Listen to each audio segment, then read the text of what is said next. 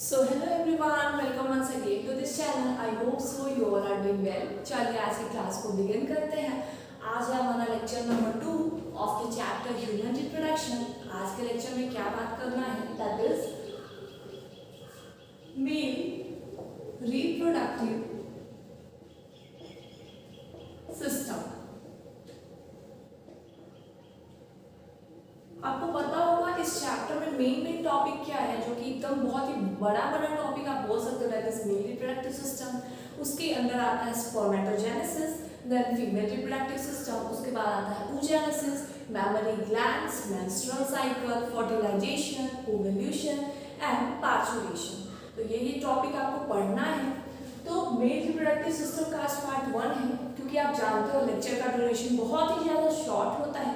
तो 20 मिनट्स मैं हर lecture 20 minutes का ही बनाऊंगी, part by part mail reproductive system का आते जाएगा, है ना. तो आज हम लोग क्या बात करेंगे, आज मेल रिप्रोडक्टिव सिस्टम का बेसिक बात होगा. क्लियर. कल के लेक्चर में मैंने आपको बेसिक चैप्टर का ओवरव्यू दे दिया था कि क्या पढ़ना है इसमें, है ना. चलिए, तो मेल रिप्रोडक्टिव सिस्टम का पहला पॉइंट आता है कि मेल रिप्रोडक्टिव सिस्टम पहले लोकेटेड कहाँ पे होता है. तो it is located in pelvic region. कहाँ पे होता है, पेल्विक रीजन. अब कईयों को ये पता नहीं होगा कि पेल्विक रीजन क्या होता है ना. तो थाई, दोनों थाई के बीच में जो स्पेसेस होता है उस रीजन को क्या बोलते हैं, पेल्विक रीजन बोलते हैं ना. तो फर्स्ट पॉइंट क्या आएगा, it is located in pelvic region, है ना. अब दूसरा आता है कि ये कौन कौन चीजों से बना होता है. तो इसका पहला पॉइंट लिखेंगे, mail reproductive system it consist of, first आता है टेस्टिस. टेस्टिस क्या होता है, प्राइमरी सेक्स ऑर्गन. हमारे पास दो चीजें होती है, एक प्राइमरी सेक्स ऑर्गन होता है, एक सेकेंडरी सेक्स ऑर्गन होता है. क्लियर. तो प्राइमरी सेक्स ऑर्गन क्या होता है, मैं थ्रू आउट द चैप्टर आज के लेक्चर में आपको बताऊंगी क्या होता है. पर टेस्टिस को क्या बोलते हैं, primary sex organ in the case of male. वही अगर फीमेल की बात करें तो क्या होगा, टेस्टिस के जगह पे क्या आ जाएगा, ओवल.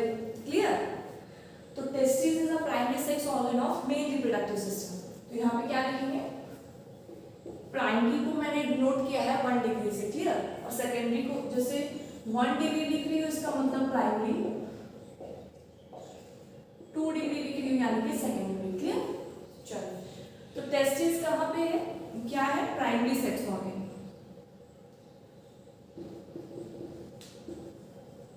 अब इसको प्राइमरी सेक्स ऑर्गन क्यों बोलते हैं मैं अभी आपको बताऊंगी, पहले आपने लिखना है. उसके बाद क्या होता है, एक्सेसरी डक्ट्स. अब ये क्या होता है, इसके बारे में जानते हैं. एक्सेसरी डक्ट्स में कौन कौन से पार्ट्स आते हैं इसके बारे में लिखना है. तो फर्स्ट आता है रेटा टेस्टिस, देन आता है epididymis, vas deferens and vasa efferentia. अब कई साइड बुक अगर आप पढ़ोगे तो वहां पे रेटा टेस्टिस के बाद ट्यूबुलाई ऑफ रेक्टाई भी आता है, बट एनसीईआरटी में ये चीजें नहीं मेंशन की हुई है, इसलिए मैंने आपको नहीं बताया, है ना. तो अभी आपको सिर्फ नाम याद करते चलना है, क्योंकि थ्रू आउट द चैप्टर को पढ़ना ही सिर्फ इसी के बारे में है. रेटा टेस्टिस क्या होता है, एपिडिडाइमिस क्या होता है. तो मैं एक अच्छा सा डायग्राम बना के आपको सब कुछ सिखाऊंगी, है ना. तो अभी आपको क्या करना है, इसको नोट डाउन करके चलना है ऐसा. थर्ड आता है एक्सेसरी ग्लैंड्स. ग्लैंड्स में 3 ग्लैंड्स के बारे में पढ़ना है. पहला है बल्बोयूरेथ्रल ग्लैंड्स, जिसको कूपर्स ग्लैंड भी बोलते हैं. दूसरा आता है प्रोस्टेट ग्लैंड और तीसरा आता है सेमाइनल वेसिकल. अब कौन सा पेयर है, कौन सा अनपेयर है, ये तो बाद की बात है. क्लियर. सेमाइनल वेसिकल, दूसरा आता है बल्बो यूरेथ्रल ग्लैंड और कूपर्स ग्लैंड.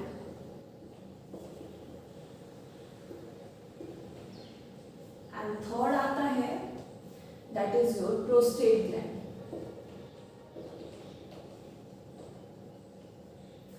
सो बेसिक बात मैंने क्या बताया, mail reproductive system pelvic region में पाया जाता है और कौन कौन से पार्ट से मिलकर बना होता है। तो पहला आता है प्राइमरी सेक्स ऑर्गन जिसका नाम है टेस्टिस, दूसरा आता है उसका और बाकी पार्ट्स किससे कॉन्स्टिट्यूट होते हैं, जैसे कि पहला आता है सिसरी ducts, rete testis, epididymis, vasa deferens, vasa inflammation. Then next part accessory glands जिसके अंदर आता है सेमाइनल वेसिकल, बल्बोयूरेथ्रल ग्लैंड जिसको कूपर्स ग्लैंड भी बोलते हैं, और तीसरा आता है प्रोस्टेट ग्लैंड। अब फोर्थ पार्ट जो है वो है एक्सटर्नल जेनिटेलिया। मैं यहाँ पे मेंशन कर देती हूँ fourth part that is external genitalia. अब एक्सटर्नल जेनिटेलिया का मतलब ही है एक्सटर्नल पार्ट जो विजिबल पार्ट है। ये सारी चीजें विजिबल नहीं है ना, जैसे एक्सेसरी डक्ट के पार्ट को आप देख नहीं सकते हो कि रेटा टेस्टिस कहाँ पे है, एपिडिडाइमिस कहाँ पे, क्लियर। लेकिन ये वाला क्या है, ये विजिबल पार्ट है, आप इसको देख सकते हो, क्लियर। तो एक्सटर्नल जेनिटेलिया में आता है पेनिस जिसको पीनस भी बोलते हैं, पेनिस भी बोलते हैं, क्लियर। और दूसरा आता है स्क्रोटम। तो ये दोनों क्या हुआ, हम लोग इसको देख सकते हैं, बट आप कभी भी सेमाइनल वेसिकल कहाँ है वो नहीं देख सकते हो, प्रोस्टेट ग्लैंड कहाँ है वो नहीं देख सकते हो, बट अगेन आप पीनस और स्क्रोटम को देख सकते हो, क्लियर। ये विजिबल पार्ट है। तो हमारा इंट्रोडक्शन वाला कंप्लीट हुआ। आपने क्या करना है, इसको नोट डाउन करना है, उसके बाद मैं सेकंड टॉपिक पे आती हूँ, क्लियर। आपने इसे नोट डाउन। अब एक चीज मैं आपसे क्वेश्चन करती हूँ, आप कभी सेक्सुअल डायमॉर्फिज्म का नाम सुने हो, जैसे सेक्सुअल डायमॉर्फिज्म होता क्या है। तो चलो उसके बारे में मैं एक वर्ड लिखवा देती हूँ, नोट्स में रहेगा तो बाद में पढ़ने में इजी रहता है ना।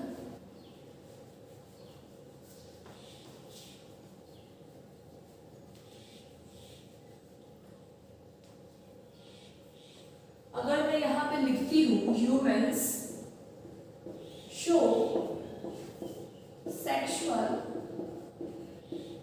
डायमॉर्फिज्म, तो ह्यूमन शो सेक्सुअल डायमॉर्फिज्म, इस लाइन का स्टेटमेंट का मतलब क्या है ना। इस लाइन का यही मतलब है कि humans they can be distinguish, मतलब मेल और फीमेल को आप क्लियरली डिस्टिंग्विश कर सकते हो। ऐसा नहीं है कि आप पहचान नहीं पाओ कि मेल कौन है फीमेल कौन है, क्लियर। तो ये प्रॉपर्टी को क्या बोलते हैं, sexual dimorphism. Humans can be distinguished between male and female, clear. यही मतलब था। अब मैं आपको अभी बताई कि टेस्टिस क्या होता है, प्राइमरी सेक्स ऑर्गन। बट कैसे प्राइमरी सेक्स ऑर्गन होता है, प्राइमरी सेक्स ऑर्गन होता क्या है, सेकेंडरी सेक्स ऑर्गन होता क्या है, इसके बारे में आप जानते हैं। आप, मुझे लगता है आपने इसे नोट डाउन कर लिया है, मैं इसको मिटाती हूँ।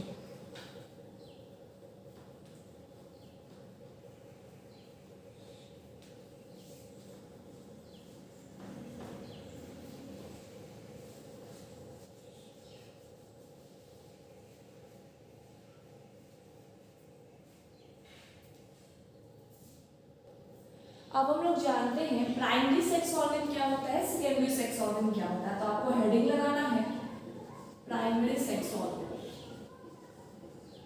क्योंकि मैं दोनों में कंपैरिजन करके पढ़ा रही हूँ। तो आपको क्या करना है, पार्टीशन वाला लाइन खींचना है एंड देन लिखना है सेकेंडरी सेक्स ऑर्गन।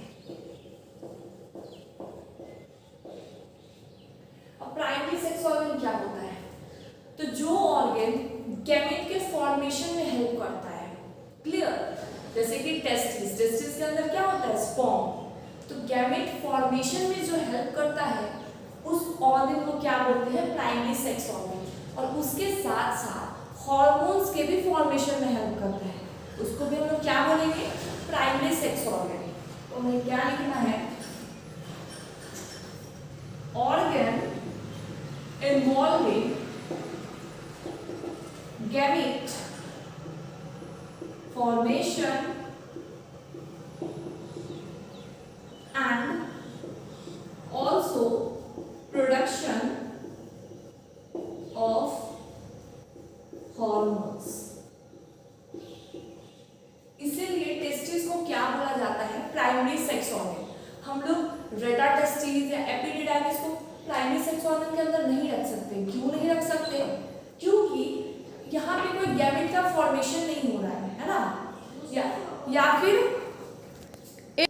सो यहाँ पे क्या आएगा, इसका एग्जाम्पल क्या हो जाएगा, टेस्टिस। यहाँ पे अगेन एपिडिडाइमिस या फिर रेटाटेस्टिस को क्यों नहीं बोलेंगे प्राइमरी सेक्स ऑर्गन? क्योंकि यहाँ पे कोई गैमेट का फॉर्मेशन वहाँ नहीं होता है। वहाँ पे क्या होता है, स्टोरेज होता है, ट्रांसपोर्ट जैसी चीजें होती है, बट फॉर्मेशन वाला चीजें हमेशा प्राइमरी सेक्स ऑर्गन ही कराएगा। क्लियर? तो यहाँ पे टेस्टिस को हमने क्या बोला, primary sex organ.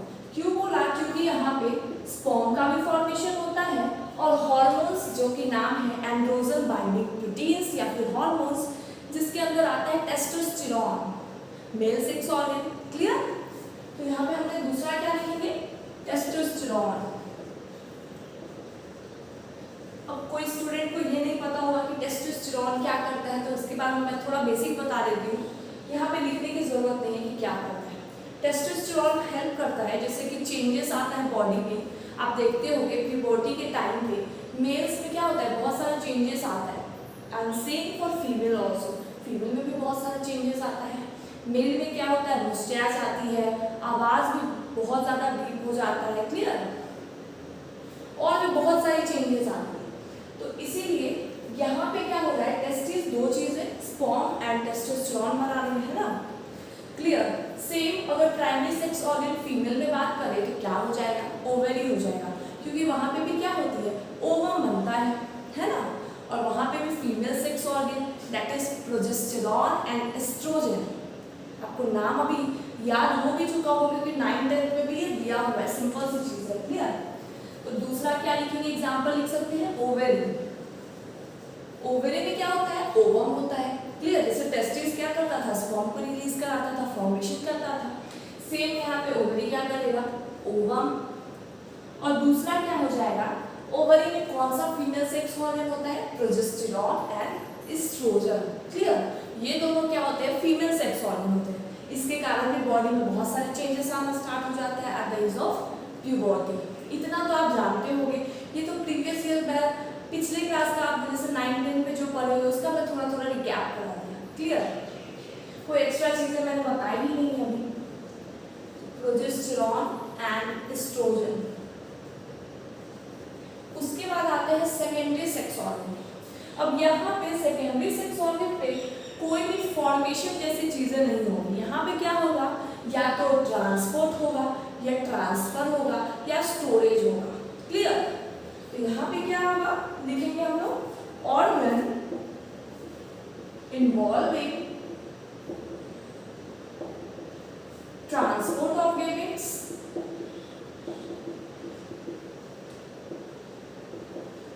Transfer of gametes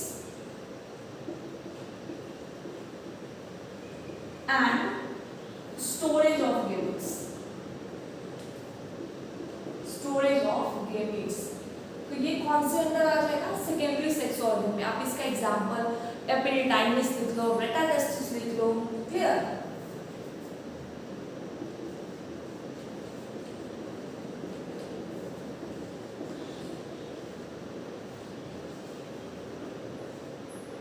female के अंदर कोई एग्जांपल लिखना है वो लिख सकते हो, फैलोपियन ट्यूब लिख लो, यूट्रस लिख लो, they are also the example of secondary sex organ. तो दोनों का डिफरेंस आपको आई होप सो क्लियर हो गया होगा। अब हम लोग एनसीईआरटी की रीडिंग लगाएंगे, जितना हमने अभी तक पढ़ा है उसको आपको मैं क्लियर करा देती हूँ। क्लियर? क्योंकि इसके बाद मेरे को ह्यूमन रिप्रोडक्शन में मेल वाले पार्ट का डायग्राम बनाना होगा, जो कि आज के लेक्चर में अगर स्टार्ट भी करूँ तो कंप्लीट नहीं हो पाएगा। इसलिए मैं एनसीईआरटी की रीडिंग लगा देती हूँ ताकि कोई भी पॉइंट्स आपका एनसीईआरटी से मिस आउट ना हो। क्लियर? और आपको कॉन्फिडेंस भी आए कि हाँ एनसीईआरटी में हमारी कंप्लीट हुई है। क्लियर? चलिए, तो पहला लाइन है humans are sexually reproducing and viviparous. Clear? ये लेक्चर में मैंने विविपेरस क्या होता है अच्छे से बताया है। The reproductive events in human include formation of gametes, first point, gametogenesis, sperms in male and ovum in female, transfer of a sperm into female genitalial tract, that is insemination. वही process है, पहला है gametogenesis, gametes का formation, दूसरा है insemination, तीसरा है fertilisation, fusion of male and female gametes, fourth है leading to formation formation of zygote, and it is followed by development of blastocyst and attachment of uterine wall. Implantation fourth step. Fifth step है embryonic development gestation period, जो कि 9 months का period होता है। उसके बाद आता है 6 point, that is delivery of baby parturition.